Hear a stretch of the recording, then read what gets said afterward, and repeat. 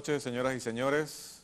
Buenas noches desde la audiencia de Canal 5 Días, un programa más de Artículo 26.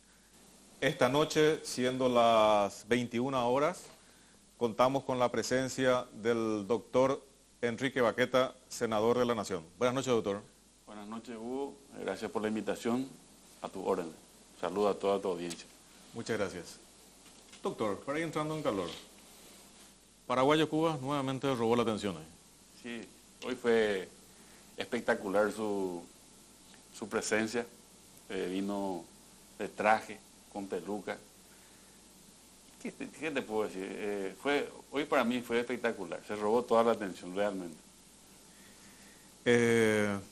Más que nada creo que está representando de manera irónica el hartazgo de la ciudadanía en ciertos temas, ¿verdad? Y lo lleva ya a un extremo sarcástico, pero llega a la ciudadanía y a la población. ¿Eso cómo analizan ustedes los políticos? Yo la realidad es que no analicé. O sea, yo sé cómo es él, le conozco hace muchos años, cuando nosotros éramos estudiantes, él era de la Nacional, yo de la Católica, y todos habíamos vibrado cuando él fue presidente del centro de estudiantes en aquella época, todos nos fuimos de la Católica, fue algo muy particular, cuando él estaba dentro del sistema, ¿verdad? Después fue diputado, ya perdí contacto porque yo me dediqué más a la vida gremial, y continué en la vida gremial, ¿verdad? Hasta prácticamente el 2006. 2007 empecé a ser miembro del Consejo de la Magistratura y ahí ya perdí contacto con él, no tanto contacto. Sí con su señora, con Yolanda Paredes le conocí porque ella es una gremialista fuerte, trabajó mucho en la época de Florentín López Cáceres, porque yo en la segunda etapa de Florentín fue miembro del Consejo también, el primer miembro del Consejo, con Callizo. Y ahí ya le conocí a la señora de Payo, a la segunda señora de Payo. ¿Verdad? Ella es gremialista. Y después, ahora en el Senado con Payo, ¿verdad? Que él llegó con el antisistema, ¿verdad? Justamente sí, por el hartazgo de la gente, de todas las cuestiones, porque la gente está harta, vamos a reconocer. Y yo creo que está bien la forma como él lleva adelante. Lo único que se le reclama realmente a él es el maltrato a los colegas. O sea, nada más que eso. O sea, él puede llevar adelante sus formas y se le respeta, ¿verdad? Pero cuando vos, por ejemplo, yo no te puedo decir, che, vota y Hugo, te no sé qué cosa, está mal, ¿verdad? O sea, esa es la única parte que a él se le cuestiona.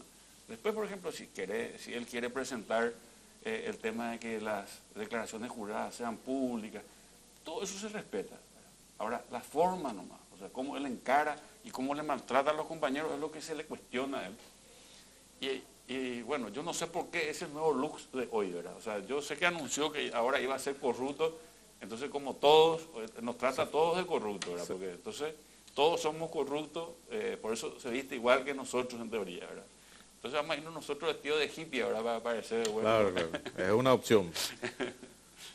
Pero, senador, ¿tu pasantía por el Club Cerro Porteño? Y bueno, fue hace mucho tiempo, fui 2 periodos, estuve como vicepresidente. Uno vicepresidente jurídico y otro vicepresidente en la parte formativa del club. Y estuve mucho en el departamento de fútbol, ¿verdad? También trabajaba muy de cerca con los jugadores, yo estaba muy metido con el Tata, con el Tata trabajamos mucho, es un tipazo y realmente aprendí mucho de el trato, de cómo él manejaba las cuestiones. Yo me recuerdo todo lo que vimos cuando entramos nosotros con Luis Petengil, había muchas deudas en el club, teníamos muchas demandas perdidas y prácticamente arreglamos todo y bueno, ahí se incorporó el Tigre Ramírez, hoy gobernador, y el Tata me decía, no, a Tigre no lo vamos a traer. Y la condición para arreglar con el Tigre era que Tigre pase a Cerro Porteño, porque él tenía un pase provisorio ahí en Olimpia. Y le debíamos $500.000 en aquella época. Una fortuna, después de haber pagado todo lo que pagamos, $500.000 era ya prácticamente imposible de cubrir. Entonces Luis me dijo, mira Enrique, Tata no quiere saber absolutamente nada de traerle al Tigre. Porque el Tigre se creía que tenían mala conducta, y todas esas cuestiones, porque era un tipo baretel el Tigre. Entonces, Tata, me acuerdo que me dijo, al Tigre no, al Tigre no, no y no. Y entonces yo hablé, me acuerdo, con Pablo Rosso, y Pablo Rosso me dice, bueno, yo voy a tratar de hablar con el Tata y vamos a ver cómo podemos hacer, porque la condición que me había puesto Álvaro Arias, que era el abogado de la otra parte, es que le paguemos una parte y cada vez que se vendía un jugador se le iba a pagar un 20%. Y el tema era que el Tigre exigía que su pase vuelva a Cerro y que él esté en el equipo de Cerro, pero no titular, que él esté nomás. Entonces, convencerle al Tata de eso fue muy, muy duro, pero lo que pasó es que arreglé y vino el Tigre físicamente, pero el pase quedó todavía, como se arregló en diciembre, entonces el pase había quedado en la Asociación Paraguaya de Fútbol. Y me dice el Tata, me dice, bueno, lo voy a llevar cuando Cerro hacía su pretemporada en Ciudad del Este, y lo voy a llevar a Ciudad del Este al Tigre. Bueno, profe, llevarle, pero no hay problema. El tema es que esté en el plantel.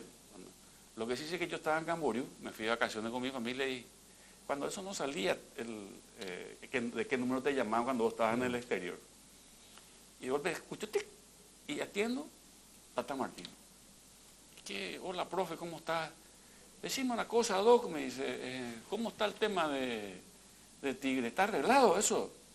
Sí, está finiquitado, le digo. Solamente cuando se abra el libro pase, se aprieta un botón y el pase pasa a Cerro Porteño y ya está, le digo. Ah, bueno, listo. ¿Cuándo volvés vos? Me dice. Yo vuelvo en tal fecha. Ah, perfecto. Avísame cuando venís.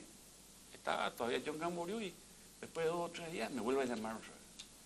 Decime una cosa, ¿estás seguro lo del Tigre? Me dice. Sí, seguro, profe, seguro lo del Tigre, no hay ningún tipo de...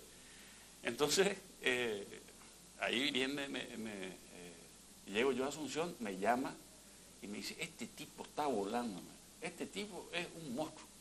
El Tata se quedó impresionado y el Tigre está motivadísimo, ¿verdad? Entonces cuando se dio el pase a Cerro, ¿verdad? Tigre fue trascendental e importantísimo para todo lo que vivió Cerro, y más todavía con la combinación de Grana que se sumó al equipo. Y el Tata tenía una virtud de hacerle jugar a los jugadores en el lugar que correspondía. Por ejemplo, Inca, antes de que venga Tata, corría, recuperaba la pelota y quería hacer pases largos. Y le decía, vos no tenés que hacer eso. Vos tenés que tomar la pelota, recuperarme la pelota y le pasar a Grana, que él sabe hacer pases largos. Entonces era un capo el tipo, ¿verdad? Y bueno, yo así conviví mucho con los jugadores. En aquel momento... Ahora la cancha le... Carlitos Báez, que volaba. Carlitos en ese momento estaba 10 puntos. Teto Cristaldo. Ahora la cancha a ustedes les juega como políticos, porque un día son amados y otro día son odiados. Y por toda la hinchada. Sí, pero en el mínimo fútbol, te tiran orina, ¿verdad? No, pero en el fútbol lo que vale no es solamente los resultados, sino lo que vos le des a la institución. O sea, la gente valora eso, sinceramente, valora eso. La gente, por lo menos en Cerro se valora mucho lo que vos das a la institución, cómo vos encarás las cosas. La gente, por ejemplo, yo tenía una cábala cuando salíamos, cuando íbamos a salir a la cancha con los jugadores, ¿verdad? O sea, nosotros nos íbamos en el túnel y siempre yo me iba después del rezo, porque siempre en el vestuario se reza. Y después al salir del vestuario siempre me iba con la bandera y ese era un símbolo para muchos cerristas en la República de Paraguay, porque me llamaban, me decían, hoy vamos a ganar, por la bandera. O sea, era algo, ¿verdad? O sea, una cosa impresionante.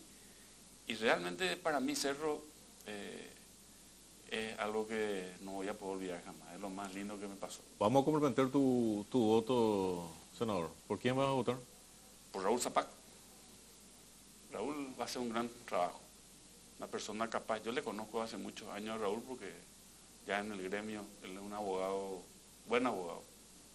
Y estoy seguro que va a hacer un gran trabajo y y con el apoyo de Juan José, que ya tiene la experiencia, yo creo que vamos a crecer en lo futbolístico. Crecimos institucionalmente, tuvimos las victorias importantes, pero ahora tenemos que continuar ese trabajo ordenado para lograr lo que realmente queremos. Yo creo que se van a ir dando las cosas, pero tenemos que apostar a un proceso que es lo que viene llevando Juan José.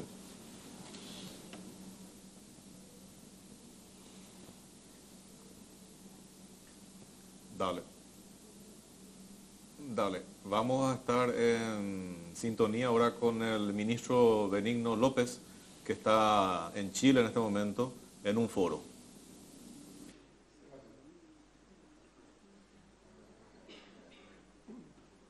Buenas noches. Buenas noches a todos. Realmente un desafío ser el último expositor cuando todos quieren ir al brindis. Vamos a tratar de hacer amena la charla. Ustedes sabían que por 4 años consecutivos Paraguay es considerado por la LUC como el país más alegre. Y yo les quiero invitar a invertir con alegría en Paraguay. Paraguay, aparte de su alegría, tiene otros motivos por los cuales ustedes como inversores pueden sentirse atraídos por nuestro país. En los últimos 15 años Paraguay ha crecido en promedio 4,5%, destacándose en la región como un país estable en su macroeconomía.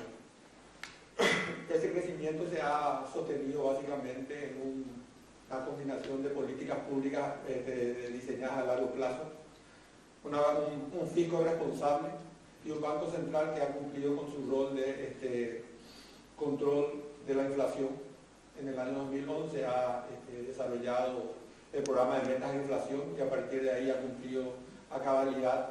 Hoy la inflación esperada es el 4% y los agentes financieros no desconfían de que ese va a ser el target que el Banco Central va a alcanzar, ¿verdad? Desde el punto de vista fiscal se genera una cuenta corriente positiva que conjuntamente con un fuerte respaldo de las reservas internacionales dan al Paraguay un tipo de cambio predecible, ya que en momentos de especulación con la moneda o momentos de alteración que no pueden justificarse, el Banco Central tiene la capacidad de salir a resolver la cuestión. Este fortalecimiento y esta fortaleza que tiene el Paraguay ha permitido que en esta época de turbulencia, ya sea por la cuestión regional en Paraguay que afecta a Paraguay, ya sea por la decisión de la Reserva Federal, ya sea por la guerra comercial, ha sido el país que menos ha devaluado su moneda en los últimos años. El déficit fiscal de Paraguay es un déficit fiscal expansivo, pero prudente. El déficit fiscal se sostiene en una ley de responsabilidad fiscal que ha significado un acuerdo en la sociedad paraguaya, no solo con los paraguayos, sino con los inversores internacionales, que se ha fijado en el 2013, y a partir de ahí el Paraguay ha mantenido el déficit fiscal dentro de los límites de la ley. Y ese déficit fiscal, de acuerdo a la regla de oro que tiene también la economía paraguaya, solamente es utilizado para financiar las inversiones en infraestructura, capital, en bienes de capital y no gastos corrientes como ocurre en otros lugares. Este déficit tiene un alto impacto y ha permitido desarrollar un ambicioso programa de inversiones públicas. Paraguay tiene un déficit que es importante para ustedes que pueden encontrar alternativas de inversión. Ahí tiene un déficit de 25.000 millones de dólares en infraestructura. O sea, necesitamos inversiones hoy de 25.000 millones para cerrar la brecha en infraestructura, según datos del Banco Interamericano de Desarrollo. Y Paraguay tiene todas las alternativas para que a través de alianzas público-privadas podamos encontrar mecanismos adecuados para llegar a cerrar ese déficit. Paraguay está siendo considerado como el país número 2 en cumplimiento de la ley de responsabilidad fiscal y es el país número 1 que en el clima de negocios, lo que habla a las claras de que hay ambiente favorable para que puedan radicarse inversiones en Paraguay. El índice de libertad económica también demuestra a Paraguay por encima de la región. Los elementos que hacen a este índice son también importantes. Y en los índices que están débiles, el Paraguay como es la efectividad del Poder Judicial o la integridad del gobierno, Desde este gobierno se están dando pasos serios y fundamentales con respecto a fortalecer no solo la justicia en Paraguay, sino también la integridad del propio gobierno. Se ha desarrollado un proceso de incorporación de nuevos magistrados a la Corte Suprema de Justicia en Paraguay. Después de muchos años ha ocurrido sin que genere ningún cuestionamiento ni a los magistrados ni al proceso, lo que habla a las claras de que hay un cambio importante en la visión del presidente de la República con respecto a no inmiscuirse en cuestiones de otro poder del Estado. También la integridad del gobierno va a verse fortalecida de manera sostenible dentro de las políticas que tiene el gobierno nacional. Es una agenda digital importante, tenemos inversiones por más de 150 millones de dólares que en los próximos 4 años va a permitir la conectividad de todo el Paraguay y sobre todo el sector público, donde va a permitir tener más transparencia, mayor control y mayor eficiencia a la hora de brindar los servicios públicos que la gente reclama. Esto no ha pasado desapercibido para el mercado internacional. Paraguay desde el 2013 tiene activa participación en el mercado internacional. En el 2013 hizo su bono inaugural de una manera eficiente y exitosa, y cada año ha ido mejorando la gestión anterior con respecto al perfil de su deuda y al manejo macroeconómico, lo que nos ha permitido llegar a pasitos de grado de inversión. Nosotros creemos que el reconocimiento de las calificadoras internacionales va a darse más temprano que tarde. Estamos trabajando en eso y fundamentalmente en lo que reclaman básicamente a la hora de discutir con ellos cuáles son las posibilidades, cuáles son los déficits que tiene Paraguay. Ellos generalmente señalan que de la parte numérica, asimismo también señalan los inversores, que a los inversores inclusive les es más caro colocar bonos, colocar recursos en bonos paraguayos, porque nuestra calificación no es la adecuada para ese nivel tan bajo de tasa de retorno, y lo que las calificadoras nos reclaman justamente es mayor institucionalidad. Y yo creo que el fortalecimiento de la institución que se está dando dentro de este gobierno va a permitir que lleguemos a este grado de inversión que va a generar un cambio trascendental en el manejo de la economía paraguaya y en la posibilidad de acceder al crédito. Como señaló el colega, la situación impositiva o el ambiente impositivo en Paraguay es atractivo. Se puede generar inversiones con una renta, un impuesto que no son del todo caros.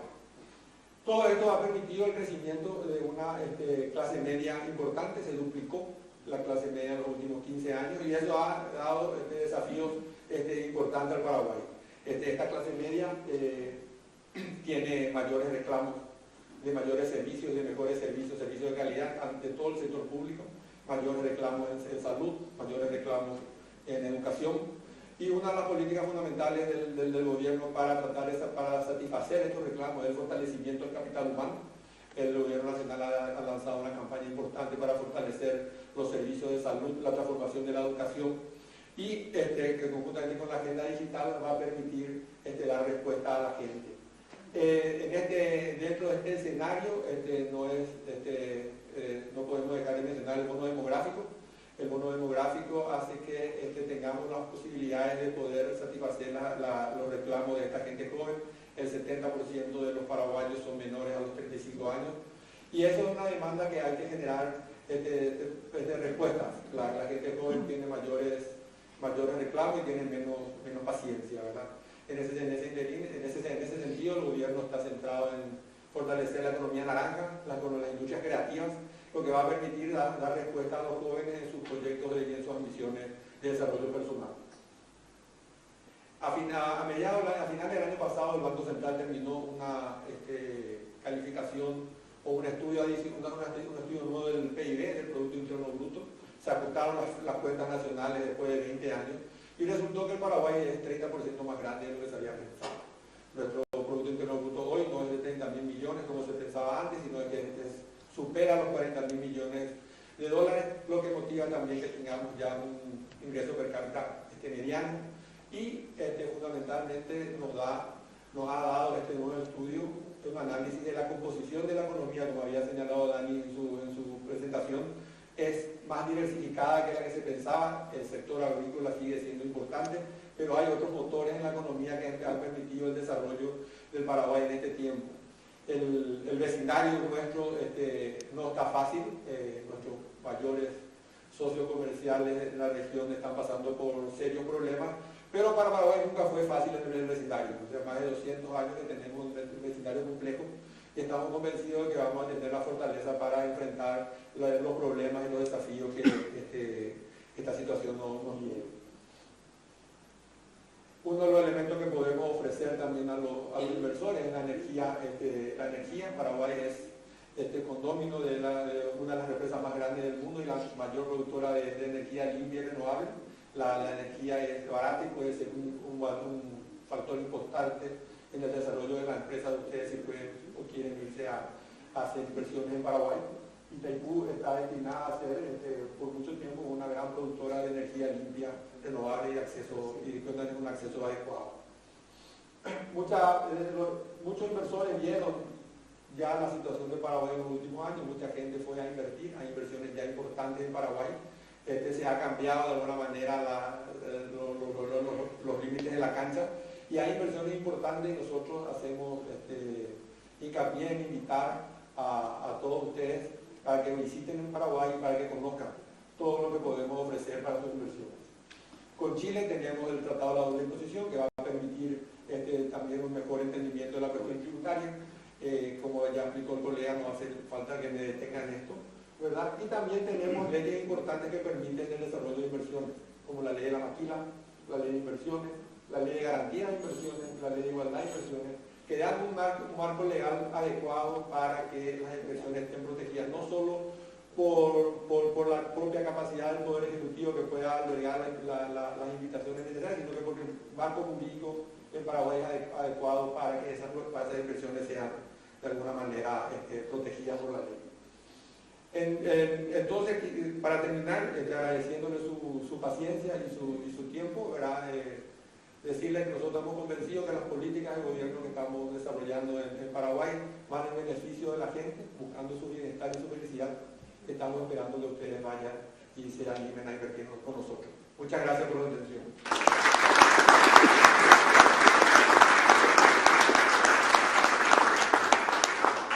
Muchas gracias al ministro de Hacienda, Benigno López, por su presentación. Yo les plantearía... Doctor, el doctor Benigno López estaba hablando de la situación económica del país, Sí. De los beneficios de ciertas leyes que hoy están en vigencia, casualmente son del gobierno anterior. Sí, en el gobierno anterior lo que se logró muy rápido, más o menos justamente hace 5 años, en este periodo, antes de los 100 días, yo creo que se solucionó ya el tema de la responsabilidad fiscal. Esa ley fue muy importante, el tema APP, el tema de las fuerzas tareas conjuntas y después el tema dentro del presupuesto, sí, llave en mano. Llave en mano, el tema de los bonos. O sea, se hizo muchas cosas en el corto tiempo de julio a diciembre. Desde el primer año de un gobernante es muy importante, porque ahí uno hace muchas cosas, ¿verdad? Aclaremos nomás que esta transmisión fue en vivo desde Chile, sí, en un foro económico que en este momento. Ahora, la estabilidad de nuestra moneda viene ya hace muchos años. Sí. Realmente, sinceramente, nuestro Banco Central, en ese sentido, yo creo que como institución, viene llevando adelante un gran trabajo desde hace muchos años, o sea, para que nuestra moneda continúe como está y que se pueda manejar el tema del dólar como se maneja. Yo creo que para mí esa institución realmente es un ejemplo. Y justamente estuve hablando con el presidente actual, que es Cantero, y me percaté de que el Banco Central tenía 1.200 o más funcionarios hace un tiempo y se fue reduciendo el número de funcionarios. Y yo noto de que hay muchas instituciones en las cuales hay que reducir funcionarios. Y hoy, por ejemplo, entrar a trabajar en el Banco Central realmente es todo un privilegio para mucha gente, pero para poder entrar uno tiene que pasar por una cantidad de exámenes, por una cantidad de cuestiones importantes, y eso hace que la institución se fortalezca, ¿verdad? Entonces, por cada 2 que se retiran, solamente 1 puede ser contratado. me estuvo explicando el sistema, y realmente es una cosa muy importante.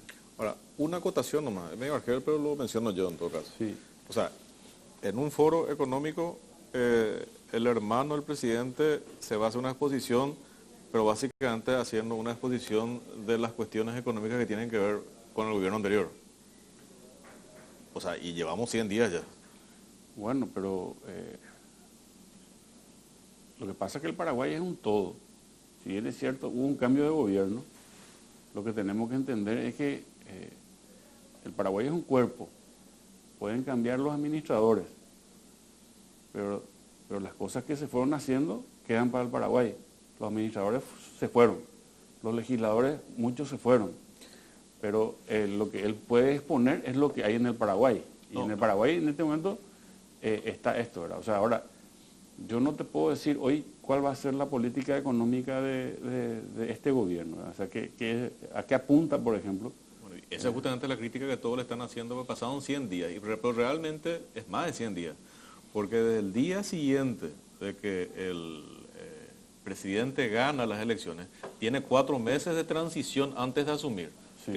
Que me imagino que en esos 4 meses están trabajando ya sobre todas las plataformas sociales, económicas, políticas, etcétera, que tienen que poner en marcha una vez que asuman. Ahora ya pasaron 3, más 4, son 7 meses realmente. O sea, somos muy benignos realmente al calificar 100 días. Estamos calificando 7 meses prácticamente. Y realmente la crítica que se está haciendo hoy, no lo hago solo yo, lo hacen muchos analistas, es el tema de que se desaprovechó un crédito político, un capital político importante que todos los presidentes tienen al comienzo de su mandato. Yo la realidad es que noto de que este gobierno se está acomodando y tiene realmente muchas cosas que el otro gobierno cuando asumió no tenía. Por ejemplo, hoy el ministro de Obras Públicas puede lucirse.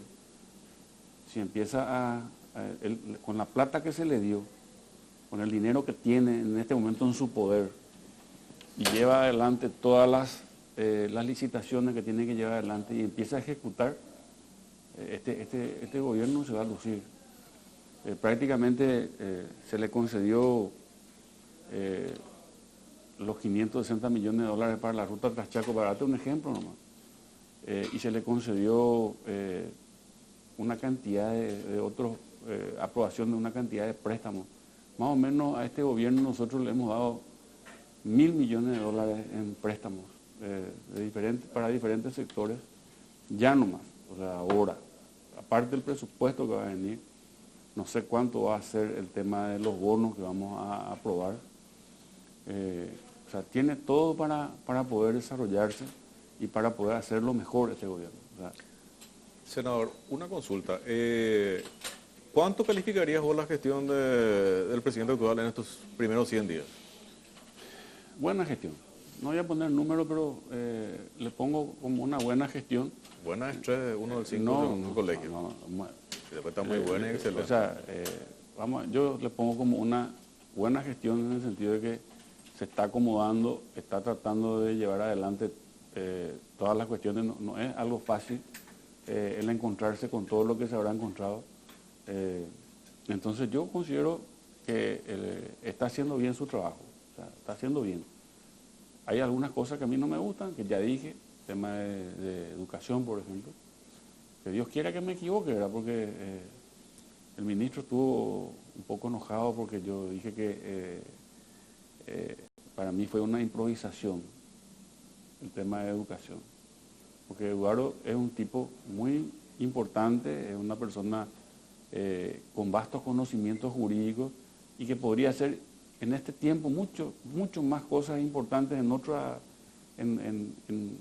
algo que le relacione con lo que él sabe, a ser un ministro de educación.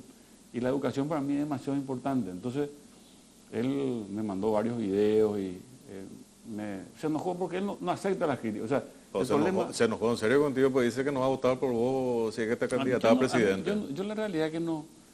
A mí esas cosas no me importan. O sea, que él me apoye, no me apoye.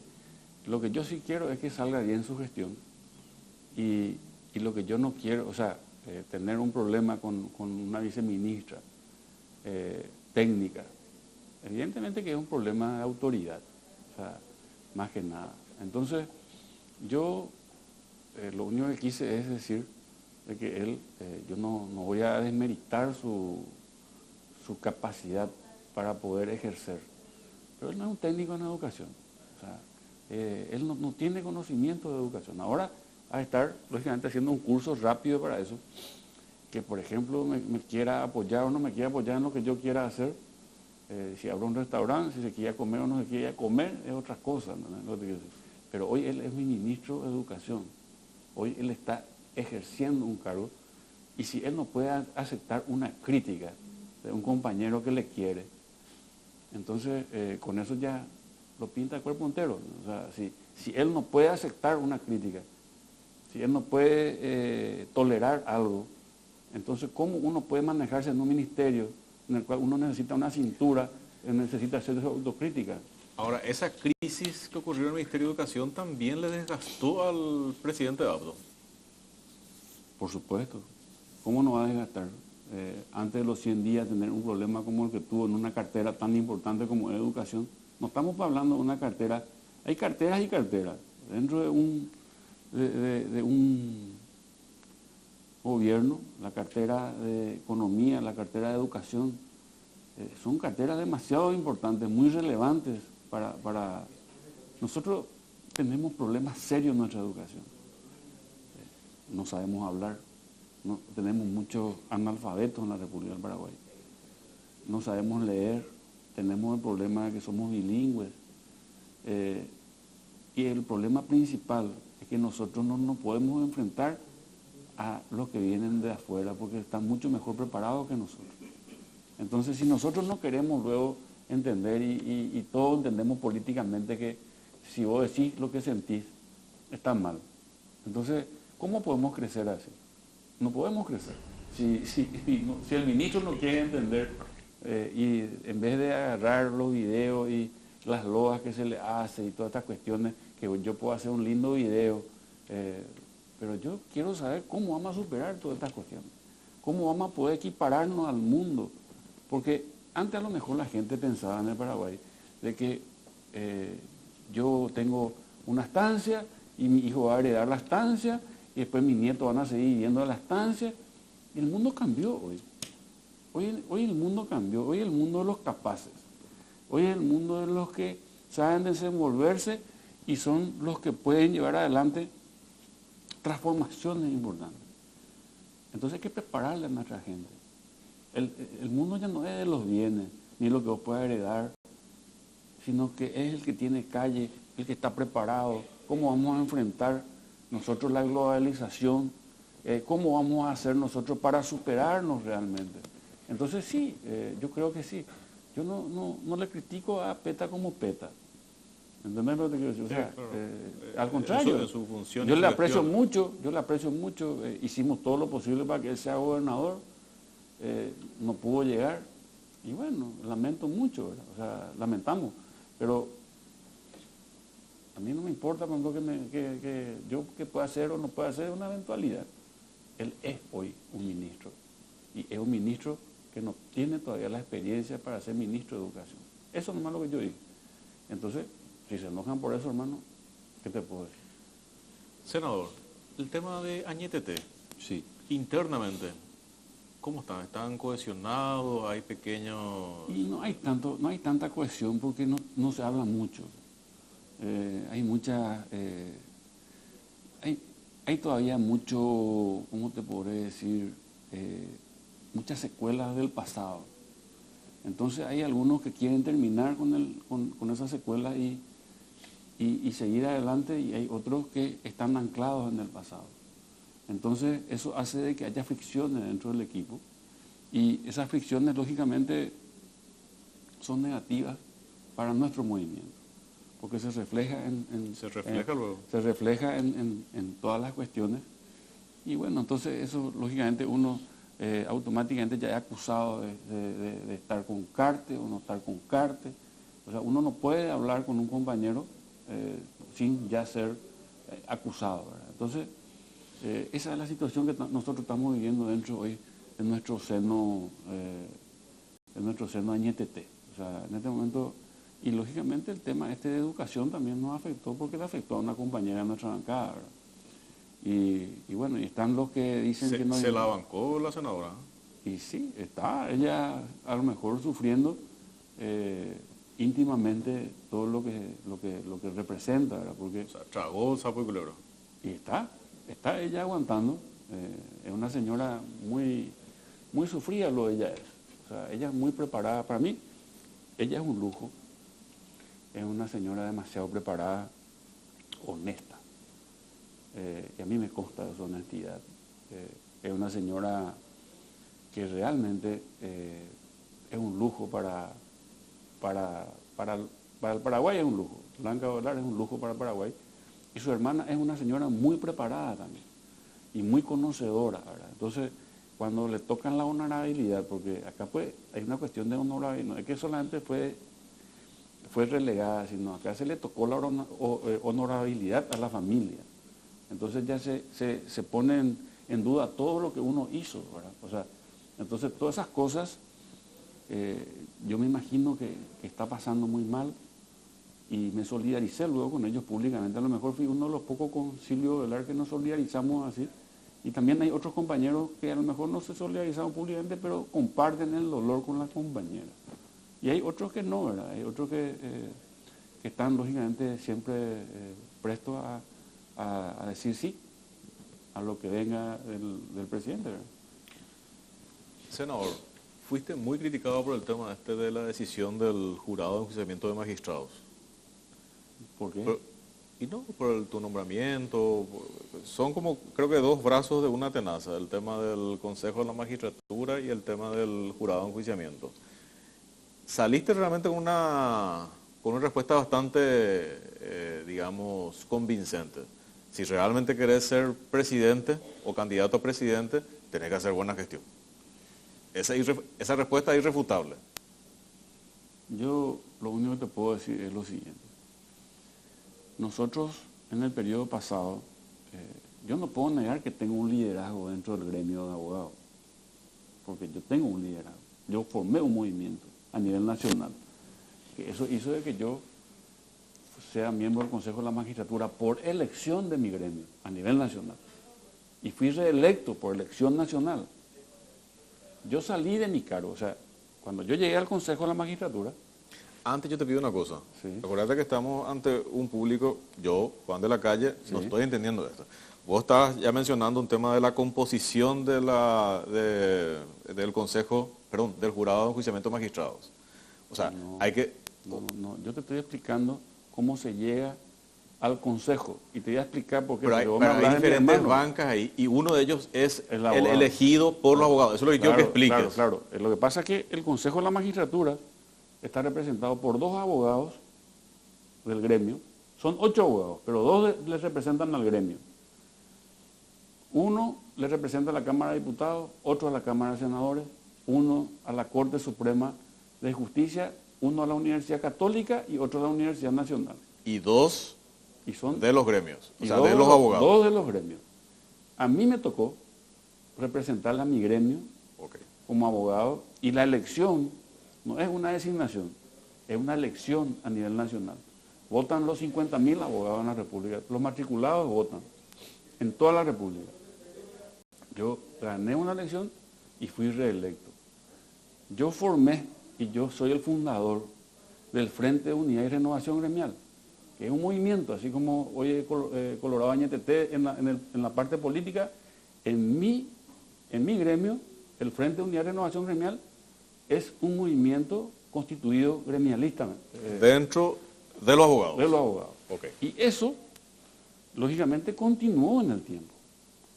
Yo salí del Consejo de la Magistratura, después de mi reelección, y antes que termine mi periodo, casi 1 año y medio, 1 año 7 meses antes, salí para poder hacer campaña para la senaduría.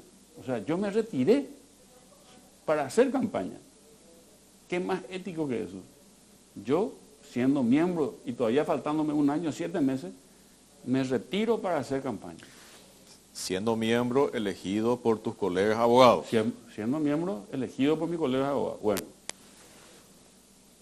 yo en este periodo fui designado miembro del jurado de enjuiciamiento de magistrados por mis pares senadores. Y me fui y le represento al Senado en el jurado de enjuiciamiento de magistrados.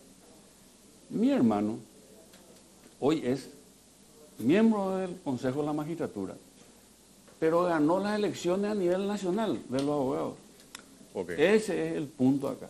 Él no es que fue designado para que él sea, no, se sometió a una elección de más de 50.000 abogados y él llega al Consejo de la Magistratura. Ninguno de los dos fue designado a dedo. Yo me sometí a una elección nacional para ser senador y el Senado me designa a mí para que llegue al jurado de enjuiciamiento de magistrados. Y dentro del jurado después se vota para el presidente. Claro, y dentro del Consejo se vota otra vez. De los 8 miembros que tiene el Consejo, le eligen a sus autoridades. Y la misma cosa en el jurado de enjuiciamiento de magistrados. La coincidencia en este momento es que mi hermano es miembro del Consejo y elegido por sus pares abogados. Elegido por sus pares abogados. De todo el país. Y yo me sometí a una elección nacional para ser senador. Fui elegido de nuevo, reelecto senador de la Nación. Y mis pares, los 45 senadores, nos vamos a una elección y se vota para ver quién va a ser representante de los senadores en el jurado de enjuiciamiento de magistrados. Y me designaron a mí y a Silva Facetti. Y para ser miembro del Consejo de la Magistratura, por el Senado, Ancho Ramírez se fue y es el que nos representa en el Consejo de la Magistratura. Porque son tres, uno para el Consejo y 2 para el jurado. No sé si me explico más o menos. Sí. Yo creo que si te voy a hacer una crítica es que nunca explicaste con esta claridad. Lo que pasa es que no te dan la oportunidad, Hugo, de poder explicar estas cosas. Yo ahora más o menos estoy entendiendo. Sí, yo Pero escuché toda la avalancha crítica, pero es cierto. No, pero a mí o sea, tu hermano lo eligieron sus pares abogados, a vos te eligieron tus pares senadores. O sea, si el mismo órgano es el que direcciona y elige, sí. Pero acá estamos hablando de órganos totalmente diferentes. Totalmente. Primero, luego son totalmente diferentes. La forma pero yo te hago la crítica. Yo primera vez que ahora estoy tratando de... Y por ejemplo, lo que yo te puedo decir es que nosotros somos personas que nos sometimos a elecciones para llegar a donde llegamos. Tanto mi hermano como yo, cada uno en su vida, ¿verdad? Cada uno en su rubro. Él por los abogados, vos por el pueblo, en función de senador y otra vez tus pares senadores para que formes parte del jurado de enjuiciamiento y otra vez una votación en el jurado. Sí, señor. Eso nunca aclaraste así. Pero por lo menos yo nunca escuché con esa claridad de ideas. No, y así es. Entonces, ¿qué pasa? Yo soy atacado en forma permanente, soy atacado por no sé, muchas veces porque se le ocurre a una persona me ataca. O sea, pero yo muchas veces quiero explicar. Por ejemplo, ayer me dijeron si mi hijo es abogado de BASA, del banco BASA.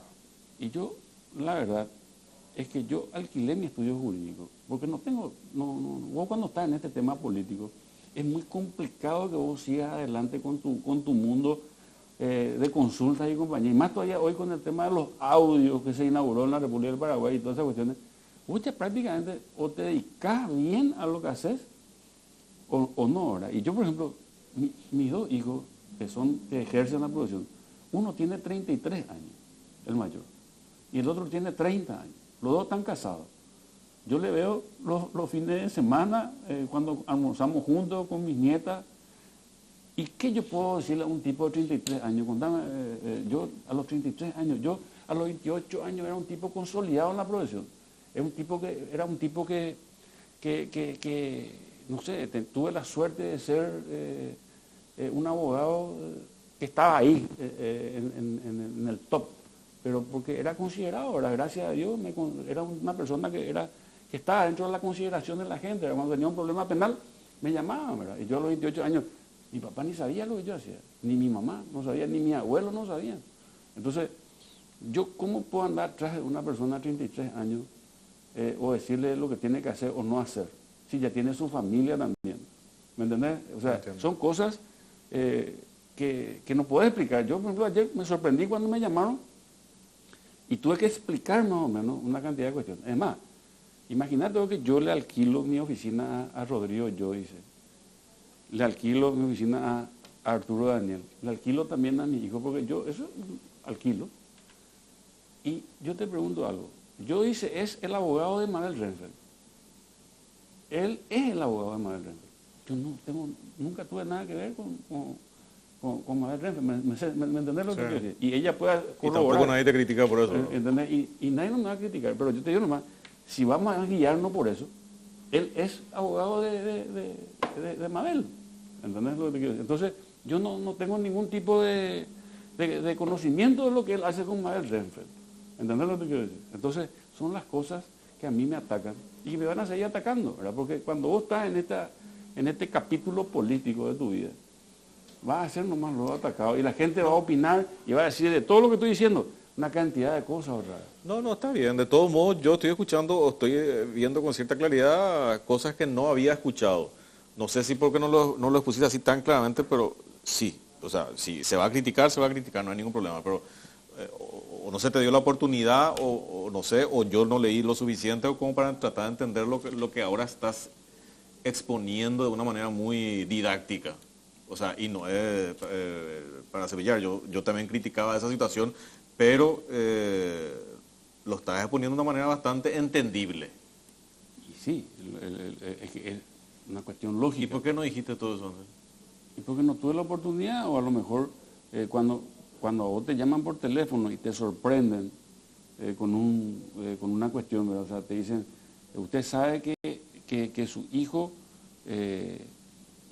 ¿cómo es que me dijo? O sea, prácticamente el haber interpuesto una demanda como una cuestión criminal más o menos, ¿verdad? O sea, que mi hijo interpuso una demanda de no sé cuántos millones contra no sé contra quién, ¿verdad? Entonces, ¿yo qué te puedo decir? O sea, me agarró más o menos saliendo de una comisión, porque yo salí de una comisión para atender el teléfono, y más o menos como si fuera yo un criminal por esa situación. Entonces, vos empezás a rebobinar una cantidad de cuestiones para contestar con claridad, pero no tenés, lógicamente, el tiempo lógico para poder... Una de cal y otra de arena, senador. Lo que pasa es que también yo trato de entender el otro lado, ¿no? O sea, hay mucho descrédito y realmente hay de repente cierto tráfico de influencia que tenemos todavía un recuerdo reciente de todo ese tipo de cosas, ¿verdad? Yo entiendo, y justamente por eso tenemos que saber recibir los golpes. Y yo sé recibir los golpes. Y recibo porque nosotros estamos pagando por los excesos del pasado. Anteriormente hubieron muchísimos excesos. Y desde que yo soy senador, yo noto de que estamos evolucionando positivamente. Por lo menos en el Senado yo noto muchas mejorías. Y nos vamos avanzando, tratando de ser lo más transparente posible, tratando de cumplir con nuestros errores y nuestras virtudes. Pero yo como cuerpo noto de que hay una voluntad que no estoy notando hoy en la otra cámara.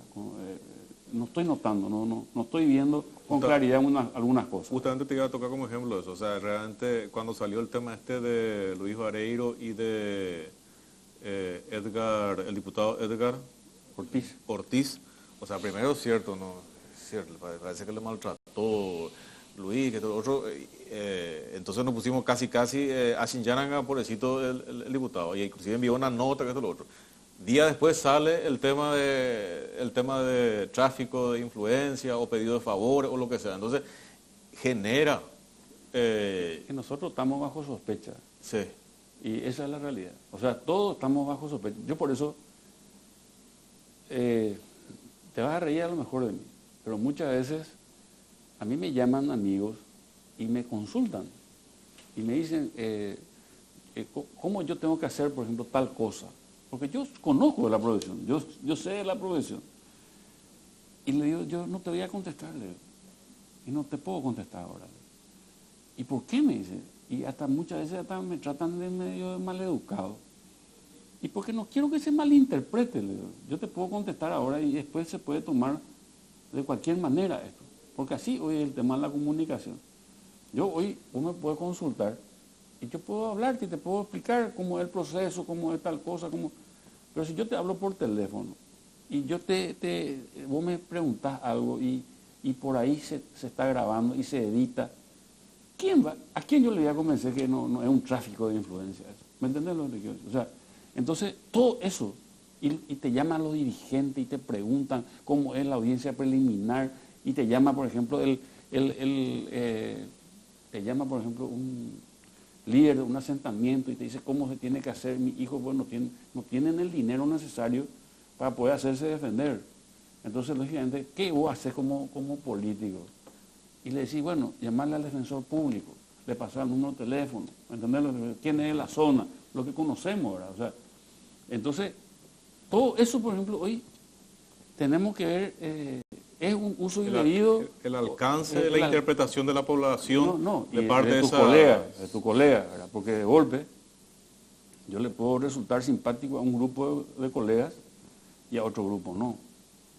Y en un momento dado se pueden dar cosas que pueden ellos mal usar, ¿sí? Porque así esa es la política, ¿entendés lo que te quiero decir? O sea, nosotros estamos hoy expuestos siempre a que le guste o no le guste nuestra conducta. Nosotros en el periodo pasado tuvimos peleas muy grandes, cosas que yo jamás me hubiese imaginado que iba a pasar, pasé. Entonces, con esa experiencia, lo único que te puedo decir es que tenemos que ir aclarando algunas cosas para poder manejarnos ordenadamente, pero con el tiempo. Hoy hay mucho dolor y hoy hay mucho descrédito hacia nuestra clase y tenemos que aceptar. Yo acepto eso. ¿Qué querés que te diga? O sea, acepto y me pongo en el papel de esa persona que está ahí, que nos ve a nosotros los legisladores y le escuchamos a un tipo que te dice los comunes, por ejemplo, ¿verdad? O sea, una barbaridad. ¿Entendés? Ustedes los comunes, más o menos, le trata a una persona, a un ciudadano, que nos vota para que estemos ahí representándole. ¿Entendés? Está refiriendo a Carlos Portillo. Entonces, no, él fue el que mencionó. Sí, eso. ¿Qué vos podés entender, qué vos podés pensar, o qué puede pensar la gente cuando le escucha a una persona así? Se hace un estereotipo de todo el grupo. O sea, por uno claro, se le mete a 125. Automáticamente ya pasó eso. Y yo, por ejemplo, soy de la teoría de que yo analicé este tema del artículo 201 y la pérdida de investidura. Y yo... Senador, podemos ir a una pausa y ese es un tema muy importante por sí, debatir. claro que sí, sin problema. Volvemos, una pausa.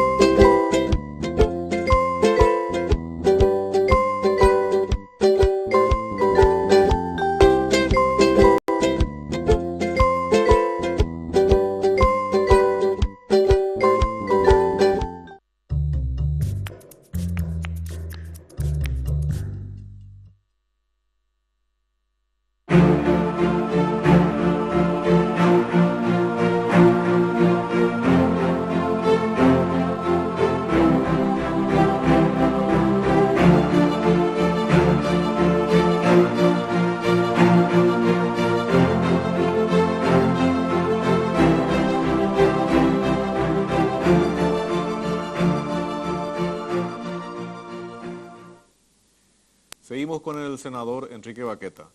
Vamos a tocar el tema de la pérdida de investidura. ¿Qué miedo? No, que yo hice un análisis, porque nosotros... Ese es un tema que divide a la ciudadanía y a la Sí, población. divide la ciudadanía, divide la población. Y cuando habla de la utilización de influencia indebida, debidamente comprobada,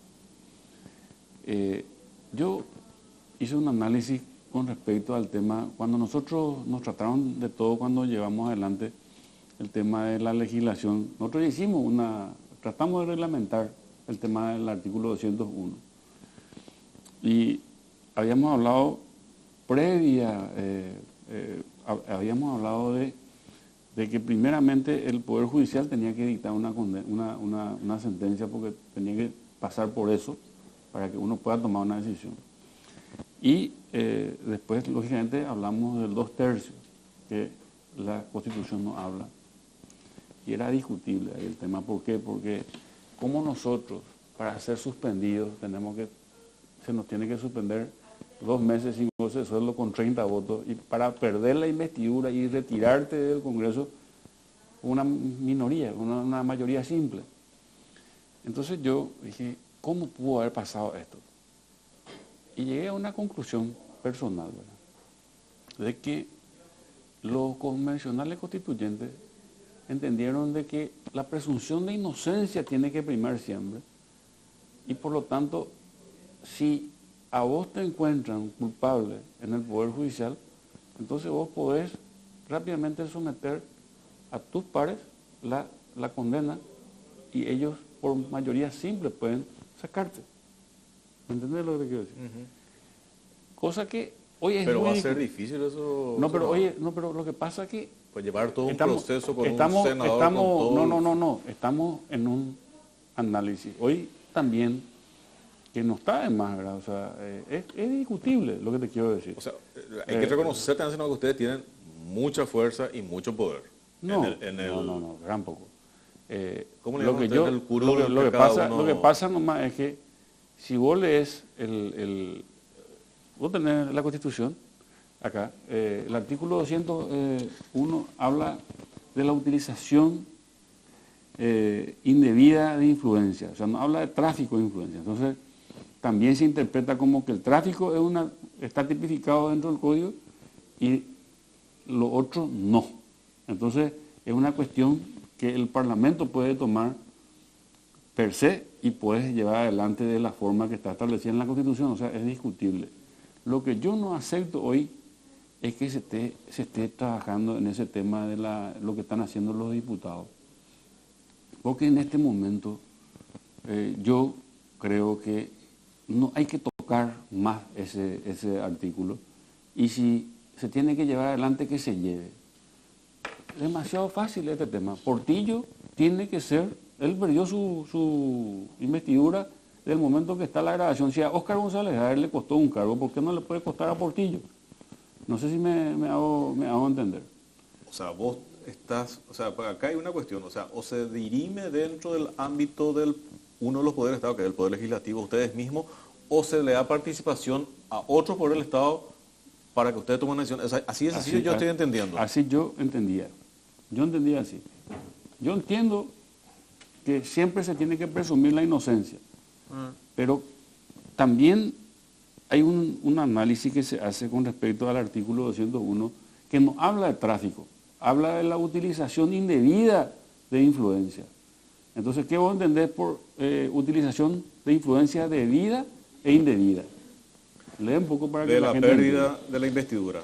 Los senadores y diputados perderán su investidura, además de los casos ya previstos, por las siguientes causas. 1.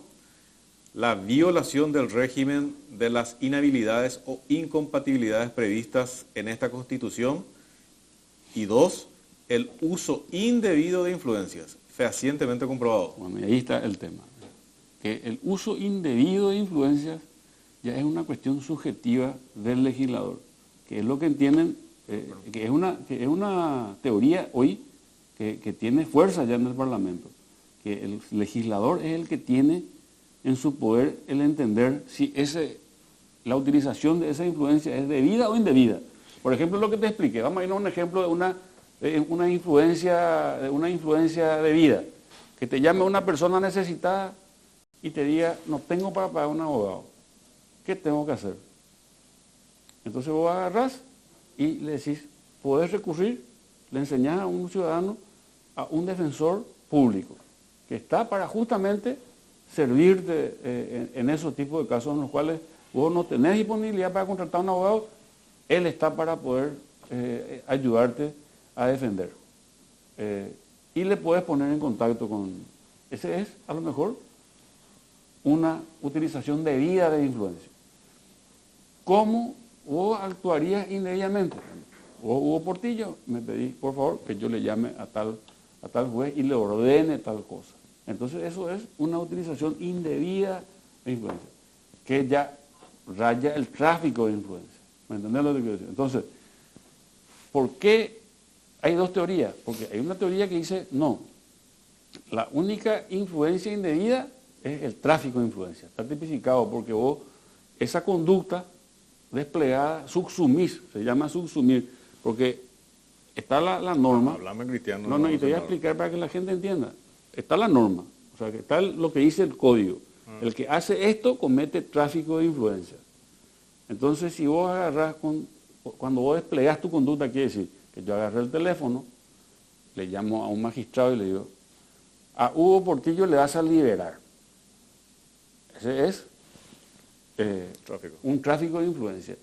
Y esa conducta que yo desplegué, agarrando mi teléfono, dándole una orden al juez, se subsume. ¿Qué quiere decir eso? Se cuadra con lo que dice el artículo del código. Esa conducta se subsume, ahí se juntan. Entonces se hace una sola cosa, tu conducta y lo que dice el código. Y ahí en ese momento está el principio de legalidad, que es el que rige, el que cuadra. Pero lógicamente hay dos tipos de pensamientos otra vez al respecto. Eso es lo que yo te estoy contando, lo que nosotros vimos en el día a día. Por eso que yo no comparto con los diputados. Y ya se tomó una decisión, y yo creo que hay una mayoría que entiende que nosotros cuando el 16 de diciembre le sancionamos a González Day y le hicimos perder su investidura, ahí se creó un precedente, ya se creó un precedente. Solucionaron ustedes mismos dentro del Poder Legislativo. Claro, por mayoría. Porque entendimos, 32 votos hubo, ¿verdad? Entendimos de que era la forma.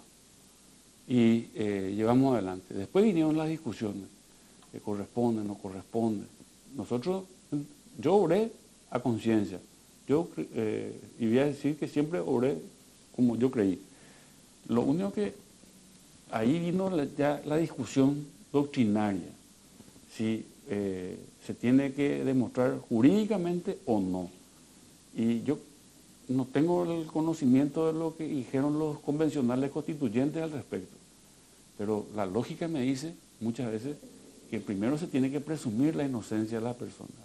Claro, lo que pasa es que creo que se basa de la comparación del juicio político. También. Es una decisión política. Pues una decisión política por eso yo, más que una cuestión por eso jurídica. Yo disiento con los diputados en este tema y creo que se tiene que terminar esa discusión. Y tiene que quedar el artículo 201 como está y tenemos que bancarnos, como dice la Constitución, la situación. Pase lo que pase. Pero encima, a través de esa situación, otra vez creo que el diputado Ramírez y el otro, no sé qué otros diputados, otra vez desafían a la población con epítetos y muy poco. No están midiendo el momento. Y justamente es medio eso, desafiante en una situación tan sensible. No están midiendo el momento que estamos viviendo. Este es un momento sensible, en el cual está, lógicamente, hay una ola de transparencia a nivel mundial. Todo se habla de transparencia. Nosotros, por ejemplo, estamos ya preparándonos para que nuestras resoluciones, nuestras sesiones del jurado, por ejemplo, sean públicas. O sea, en el sentido, nuestros votos fundamentemos en público. Vos vas a poder, por ejemplo, de tu canal, vamos a estar seguramente en algún canal, vamos a tener nuestra publicación, o sea, nuestras sesiones van a ser públicas y nosotros vamos a tener que argumentar del por qué yo entiendo de que este magistrado cometió o no un mal desempeño o por qué este magistrado obró bien. Entonces la gente va a saber cuál es mi fundamentación con respecto a ese actuar de ese magistrado. Yo tengo una posición con relación a eso, senador. Yo creo que la ciudadanía realmente tiene más nivel de tolerancia de lo que las autoridades creen. ¿En qué sentido digo esto? Lo que realmente creo que molesta es justamente que en cuatro paredes se tomen decisiones y no se sabe cómo se toman las decisiones. Yo creo que si cada uno fundamenta su posición en un sentido o en otro, va a haber más calma.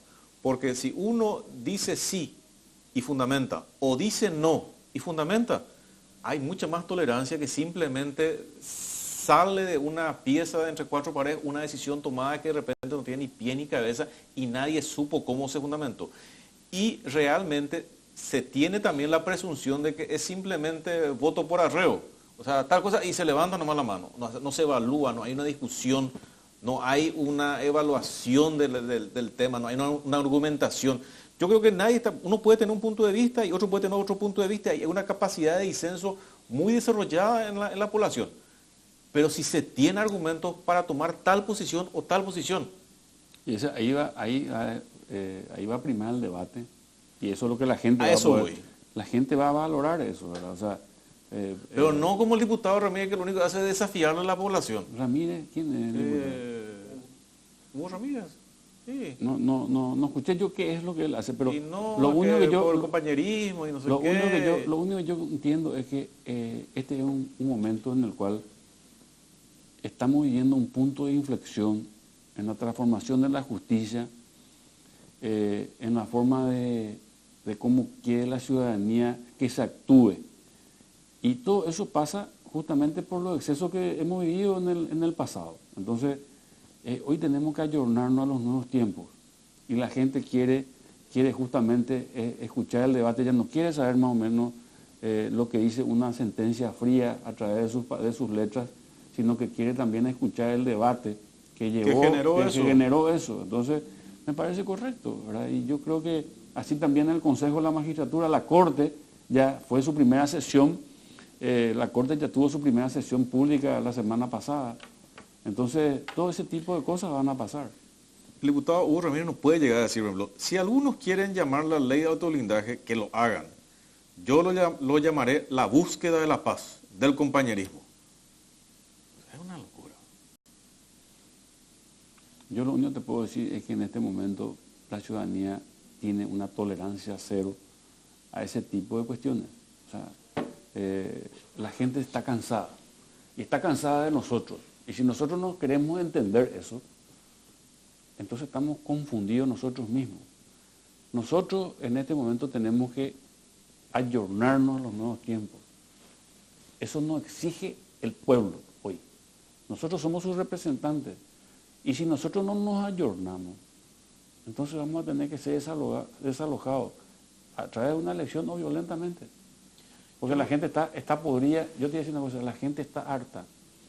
No solamente de los parlamentarios, está harta de sus magistrados, está harta de la gente del Poder Ejecutivo, está harta porque no tiene más tolerancia, o sea, ya no hay más perdón para la gente, ¿me entiendes lo que quiero decir? No nos podemos equivocar más. Y eso es lo que hoy estamos haciendo con este tipo de cuestiones de reglamentar esto, reglamentar lo otro. Nos estamos equivocando porque el ambiente no está para hoy. Yo creo que todos tenemos que acostumbrarnos a rendir cuentas nomás, punto. Sea ciudadano común, no común, de los comunes, como dice el diputado Portillo, o sea de una autoridad. Todos tenemos que estar acostumbrados a dar cuentas de lo que hacemos y de lo que no hacemos. Punto.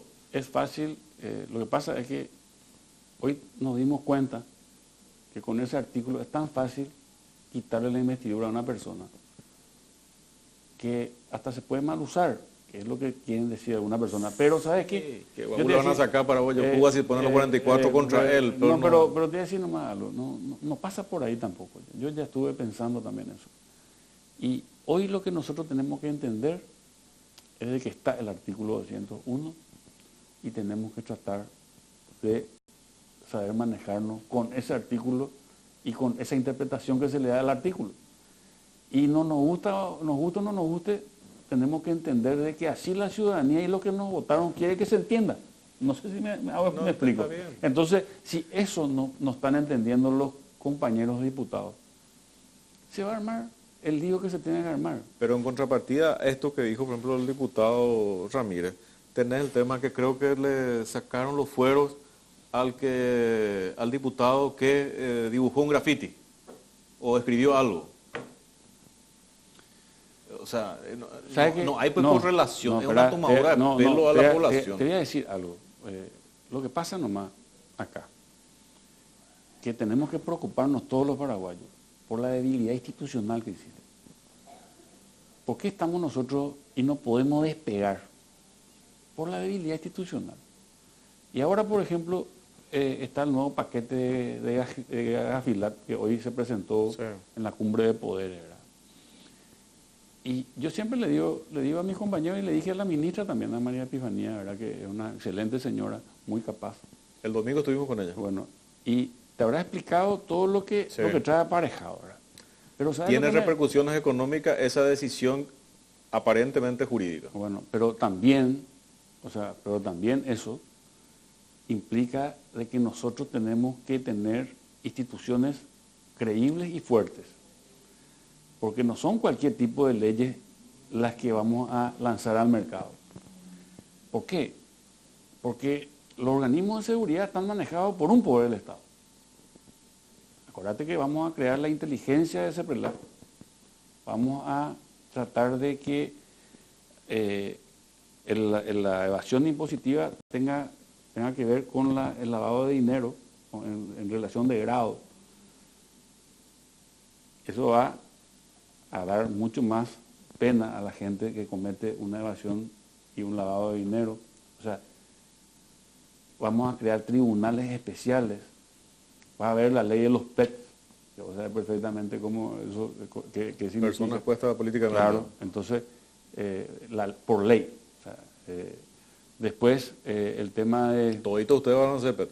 Todos, somos luego PET. Somos PET. Pero el tema, por ejemplo, del soborno privado, todo ese tipo de cosas que van a hacer de que la Fiscalía, CEPRELAC, tengan poderes importantísimos. Prácticamente la CEPRELAC va a tener el rango de inteligencia, que se le va a dar inteligencia también y capacidad de poder de poder disponer sanciones y todo. Entonces, todo ese tipo de cosas, si hay debilidad institucional... Se van a usar con fines políticos. Claro. Imagínate vos, eso en manos de políticos inescrupulosos podrían mal usar. Sí, no van a destrozar todo. Bueno, entonces, por ejemplo, vos a través de un programa tuyo empezás a hablar mal del gobierno, entonces se te envían nomás unos sabuesos de la Secretaría Técnica de Tributación, se te hace así y a lo mejor un desorden tuyo te puede llevar a una imputación inmediata y vos podés estar... por eso que eso, yo siempre digo, exige que haya... Yo voy a respaldar, pero exige que haya también una fortaleza institucional y que haya credibilidad en los organismos de aplicación y de investigación. Senador, ¿cuál es tu postura con el tema de la trazabilidad del tabaco? Yo estoy de acuerdo con la trazabilidad. ¿Votaste en contra? Sí, pero ¿por qué? Porque cuando nosotros en el periodo pasado llevamos adelante, en diputados se hicieron recortes y en los recortes que se hicieron también estuvieron los diputados en INTT. Y eso fue lógicamente con conocimiento de todos. Y hoy la reglamentación está a cargo del presidente de la República. La reglamentación está a cargo del presidente de la República. Y el presidente de la República, él puede reglamentar lo que nosotros hemos dispuesto a través de una ley. Entonces, ¿qué es lo que yo digo? Que se lleve adelante lo que ya tenemos y con eso vayamos ajustando todo lo que hay que ajustar con respecto al tema. Lo que yo quiero que se implemente. Sí, en junio salió este tema. Yo noto que acá es una cuestión de una cuestión política, una cuestión de un grupo de compañeros que se maneja hasta con rabia. Entonces, yo lo que quiero es que se lleve adelante. ¿Cuál es la diferencia entre los...? Hay dos, una ley ya o un decreto que es con el tema de la trazabilidad. Hay una ley. Una Está ley. ya la ley. En Y julio. había un proyecto que es la hora que se archivó y se patea para dentro de un año. No, no es que se archivó el proyecto. O sea, se quería completar con el tema de las maquinarias y compañías que se tienen que comprar. Y había una discusión si las empresas tenían la obligación de comprar o no. Entonces, es sencillo este tema. Esto no terminó acá. Ya está la ley de trazabilidad. Hoy existe una ley de trazabilidad. Sí existe una ley de trazabilidad y está en manos del Ejecutivo reglamentar. Tiene que reglamentar y llevar adelante e implementar. Lo que pasa es que hay gente, como te dije al principio, de que sigue con el tema, vamos a llevar adelante el tema de la guerra. Y yo te voy a decir una cosa, en ese punto de vista está mal. Nosotros tenemos que empezar a implementar, inclusive cuando fundamentó la compañera de Cire, dijo, y podemos cambiar, y podemos ver si que el Estado cargue con eso, con el tema de las máquinas, y lo mismo el Estado va a ganar más. Y yo digo, ¿por qué vamos a tener que, si en junio salió la ley, en este junio pasado, está en manos del Ejecutivo el tema de la reglamentación? Nuestros diputados Añetete, con conocimiento del actual presidente, se llevó adelante las modificaciones en diputados.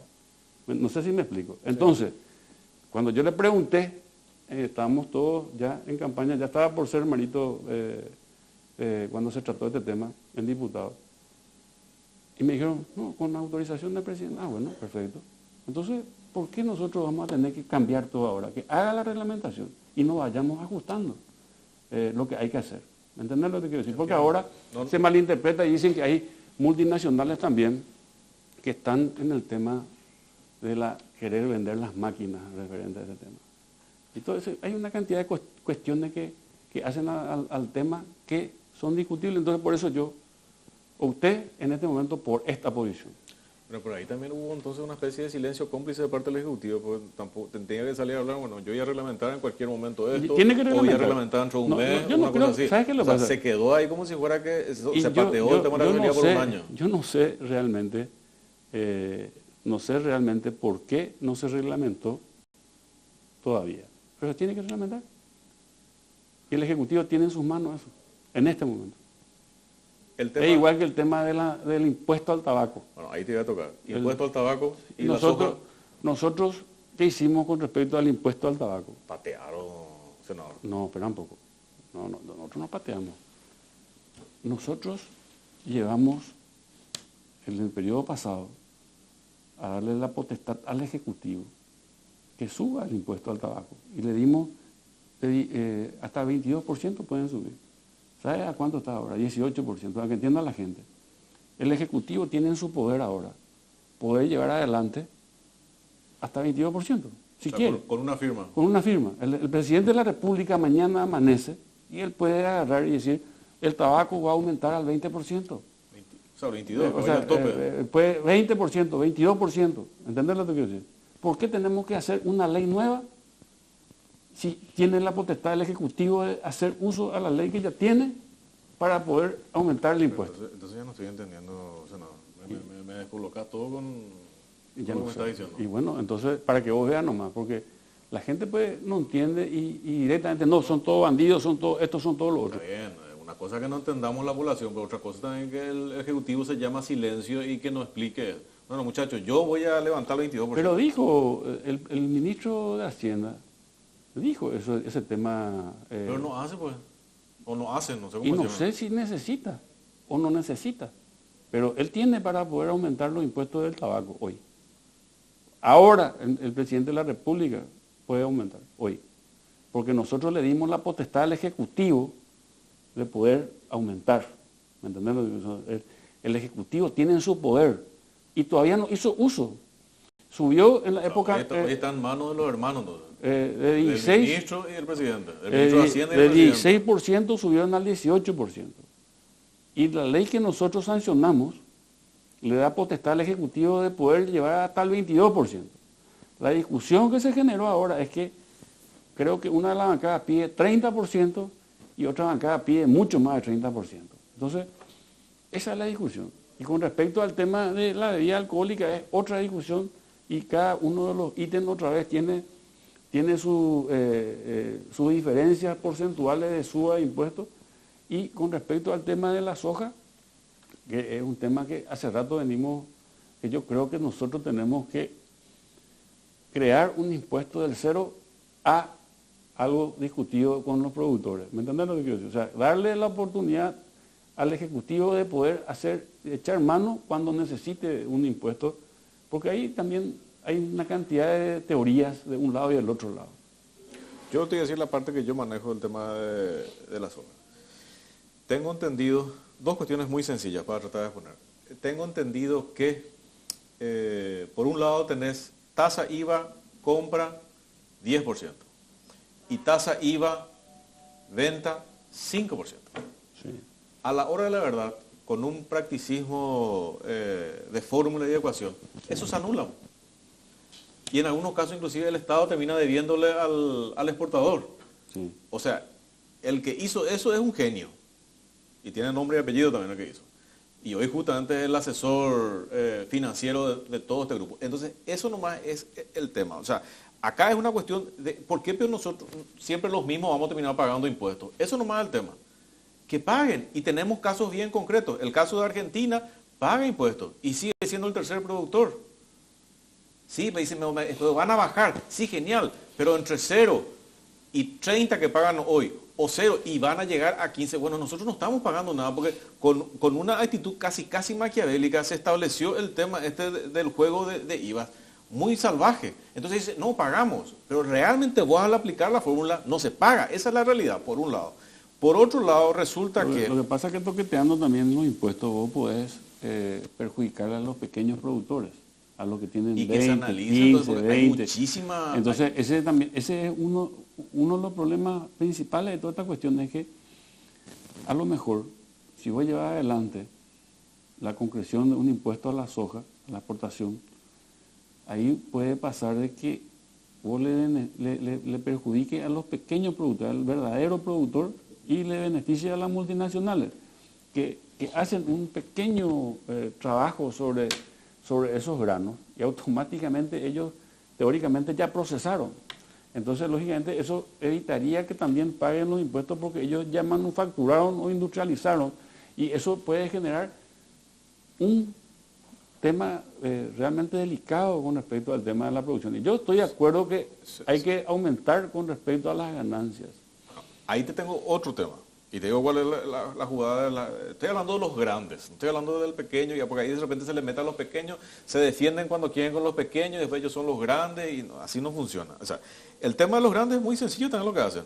Agarran su costo es 80, venden a su filial Panamá, o sea, se venden a ellos mismos. XXSA le vende a XXSA Panamá. De 80, que le sale su costo acá, a 81. Y después XXSA Panamá vende a los mercados finales a 100. Perfecto, ese 19 quedó en los paraísos fiscales. Claro. Y sobre ese 1 pagan acá el impuesto a la renta. Y dicen, no, está feo el tema, no. Pero vos sabés que una tomadura de pelo. Nosotros habíamos establecido, no sé, en el tema de Irasi, me parece que hablamos justamente de eso. Y el que propuso eso fue el actual presidente de la República, Marito. Fue el que llevó adelante justamente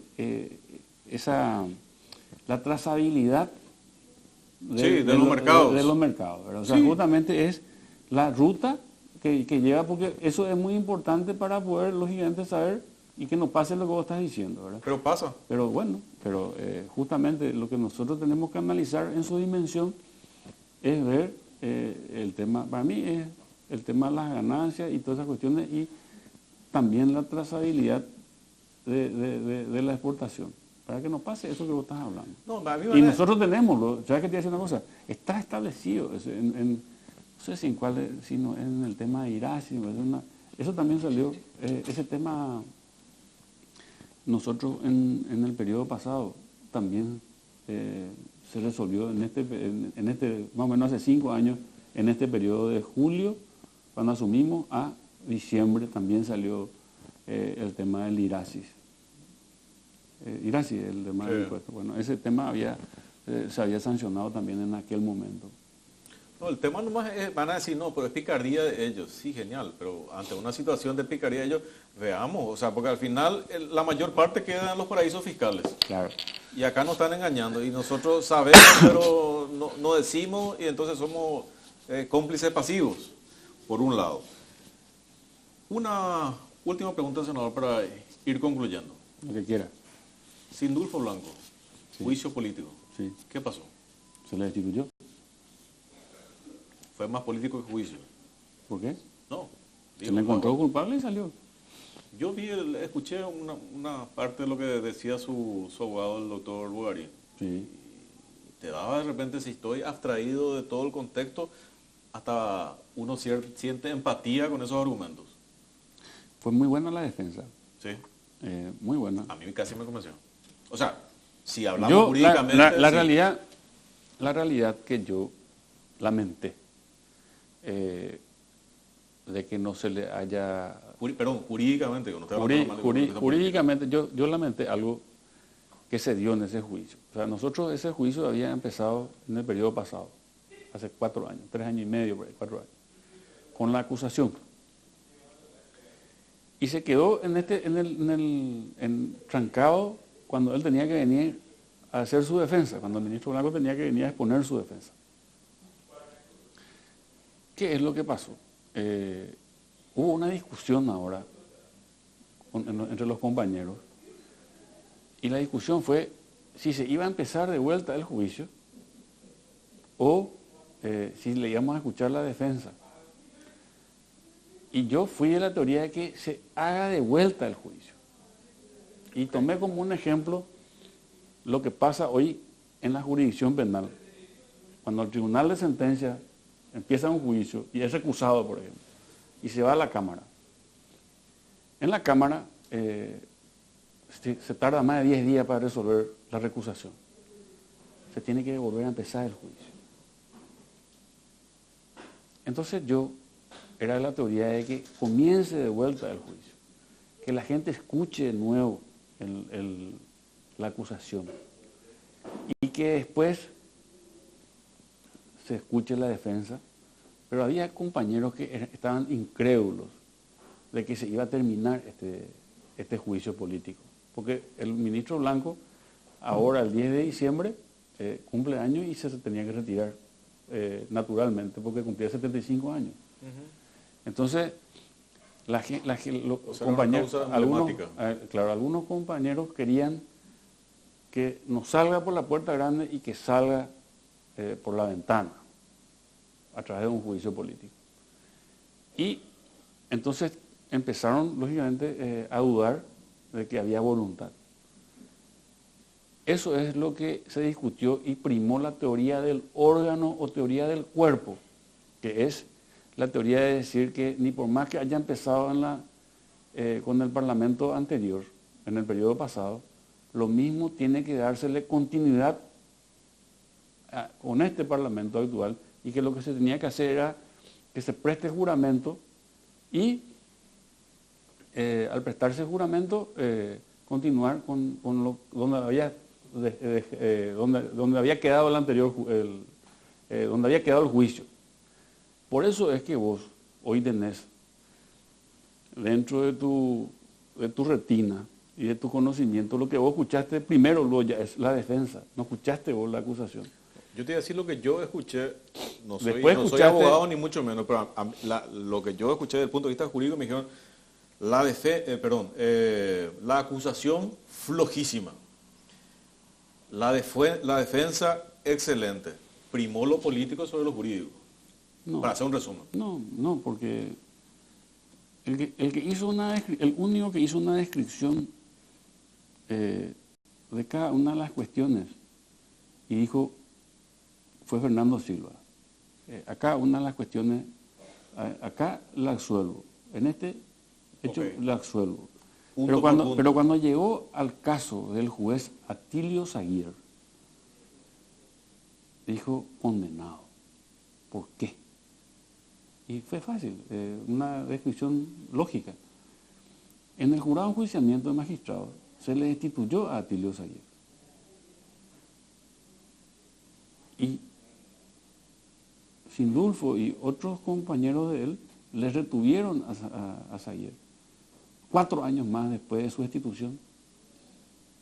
Entonces ese no tiene forma de defensa, no tiene defensa. Entonces dijo, en este caso yo le culpable. Y eran 9 puntos de la acusación. Y en este punto entonces yo creo que no había prácticamente escapatoria en ese punto, en ese argumento.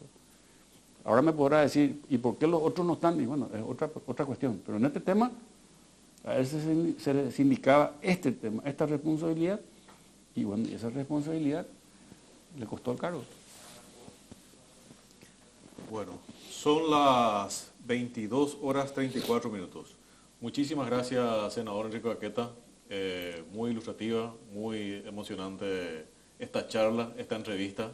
Sigo sosteniendo que creo que no se expuso con mucha claridad ciertas cuestiones que ahora pudimos profundizar y que sería bueno tratar de transmitir también eso, sin tomar posiciones ni fanatismo, o sea, exponer las cosas tal cual son. Y cuando hay que dar palo, se da palo, y cuando no hay que dar, no hay que dar, o sea, sencillo nomás. Bueno, yo antes que nada te agradezco la invitación, realmente me siento muy contento, un programa realmente, como dijiste, en el cual pudimos desarrollar las ideas, que muy pocas veces se da también, pero bueno, Dios quiera que la gente entienda, y muchas veces lo mismo vamos a ser criticados, ¿verdad? Porque cuando vos haces en la República del Paraguay algo, ya tenés gente que te quiere y que no te quiere. Y la gente que no te quiere automáticamente, ni por más que no te conozca, ya te critica, pero por lo menos que la gente que confía todavía en mí, o la gente que realmente me aprecia, sepa de que todas las decisiones que yo tomo las hago de buena fe. Me puedo equivocar, soy un ser humano, pero las hago de muy buena fe y a conciencia. O sea, yo puedo dar explicaciones de todas las cuestiones. Ahora está de moda mucho la aplicación esta política. Dicen, no, el tema es una falta de comunicación acertada, una deficiencia comunicacional. Se usa mucho en política últimamente eso. La deficiencia. La deficiencia comunicacional. Y sí, y a lo mejor es cierto, ¿verdad? Yo tengo compañeros que todo el día están comunicando, ¿verdad? Pero eso también te desconcentra para cuando vos tenés que hacer las cosas que tenés que hacer en el ambiente de trabajo, ¿verdad? O sea, entonces es un poco complicado todo, pero bueno, para esto están estos programas, ¿verdad? Así mismo es. Bueno, nos encontramos el domingo a las 7:30 horas de la tarde. Un programa más de Artículo 26 por Canal 5 Días. Buenas noches.